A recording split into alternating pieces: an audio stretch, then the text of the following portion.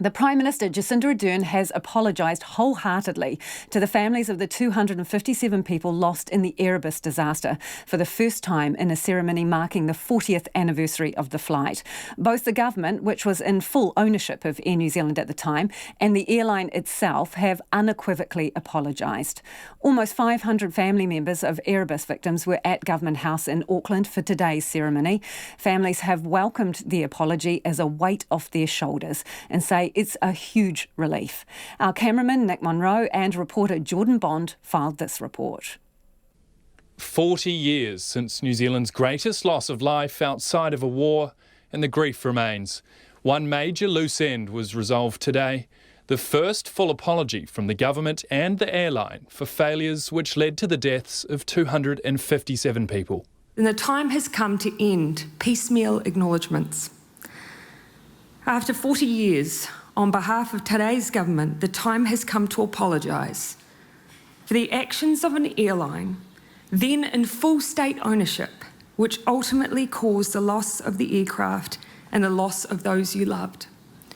This apology is wholehearted and wide-reaching. We will never know your grief, but I know the time has come to say I'm sorry. A sense of relief washed over Dan Maloney. His father, Nick Maloney, was the flight engineer on TE 901. It was special. I just about had tears in my eyes when they started talking about an apology, you know. It was emotional. It sort of, spiritual. It was incredible. So thank you, Jacinda, and thank you to the chair at Air New Zealand. Air New Zealand has never apologised in full for its role in the country's worst peacetime loss of life. It apologised for what it did or didn't do afterwards, but not for the crash itself. Today, that changed.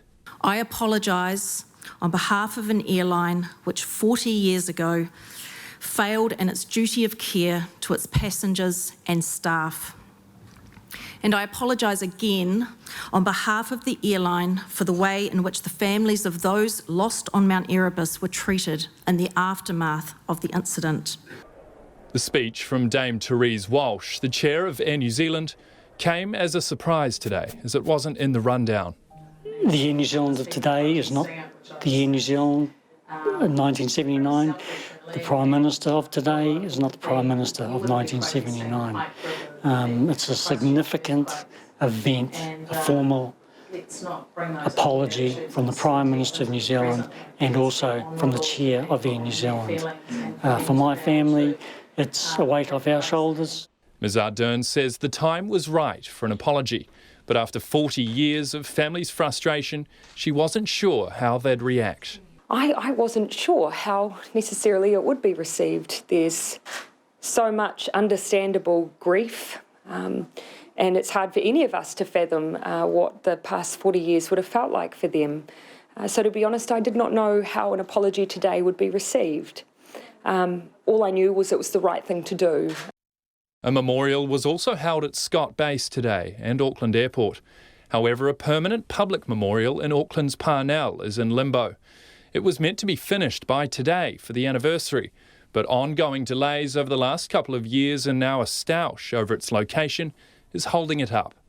Auckland Mayor Phil Goff spoke plainly about his views. We hope that 40 years later we will finally have a memorial, a place where people can go to express their feelings and to remember. And I would certainly urge members of the local community and the local board to look favourably on the proposal that we have put forward. I tamaki makoto, mo te hōtaka o te ahi nei, ko Jordan Bond, tēnei.